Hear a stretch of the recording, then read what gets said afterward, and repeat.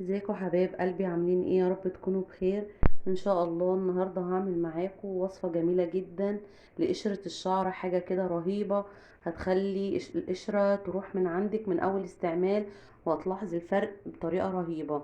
عندنا هنا مكونات طبيعيه وموجوده في كل بيت، مش هتشتري حاجه من بره ولا اي حاجه. طبعا عندنا مشكله القشره دي موجوده عند كل الناس، وخصوصا ان هي بتبقى موجوده كتير قوي في الشتاء. فعندنا المكونات دي هنستخدمها، بصراحة هتبقى معاكي جميلة جدا. عندي هنا اول حاجة اي نوع شامبو انت بتستخدميه، هنبدأ ان احنا ناخد منه معلقتين وهنستعمله. اي نوع شامبو عادي خالص. طبعا قشرة الشعر ديت بيبقى فيه ناس عندها تكتلات وعندها طبقة كده وبتعمل ريحة مش كويسة، فبصراحة فدي مشكلة كبيرة جدا مع الناس كلها. فهنا عندي بولة فاضية حطيت فيها معلقتين من الشامبو اللي انا هستخدمه، وعندي هنا ورق سدر. طبعا انا طحنته، بس يا ريت نصيحة ان انتي هنا تنخليه، لان بيبقى فيه هنا حتت كبيرة كده شوية ممكن تضايقك في الشعر.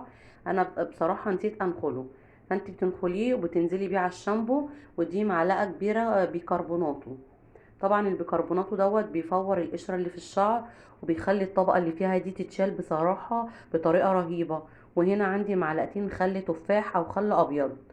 بس كده، هي دي المكونات اللي عندنا. هنبدأ نقلب الخليط كده مع بعض. لاحظتوا هنا كده الفوران اللي حصل لما حطينا المكونات دي على بعضها؟ ده بالظبط اللي بيحصل في فروة الشعر لما بتحطي الخليط ده عليه، بيفور طبقة القشرة بطريقة رهيبة. والتكتلات بصراحة فعالة جدا. انا جربتها والله، انا مش بعمل اي وصفة غير لما بجربها على نفسي الاول وبشوف نتيجتها، وببدأ ان انا استخدمها واطلعها لكم. بنفضل نقلب كده في المكونات دي لحد ما يكون القوام كريمي كده بالطريقة زي ما انتوا شايفين. طبعا خل التفاح هنا فايدته كبيرة جدا، ان هو بيطهر فروة الشعر وبيخليها فيها لمعة كده جميلة بصراحة.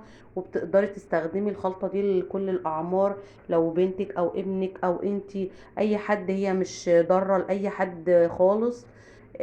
بتبقى بالعكس جميلة جدا، وبتنضف فروة الراس جدا، وبتخليها بصراحة يعني هتلاحظ الفرق من أول مرة. احنا طبعا استخدمنا شامبوهات كتير وتركيبات كتير لعلاج القشرة، فبصراحة يعني الواحد جاله يأس من موضوع القشرة دوت. فانا جربت الوصفة دي وحسيت بالنتيجة، فحبيت ان انا اجربها معاكم. هنا هنحط طبعا الوصفة دي على شعرنا، وتحطيها على الجدول على فروة الشعر بالاكتر، وتدلكيها كويس جدا، وبتسيبيها على الشعر لمدة 5 دقايق، وبعد كده تغسليها بمية فترة. يا ريت اللي يشوف قناتي انا يوميات تيتا ما تنسوش تدعموني بلايك واشتراك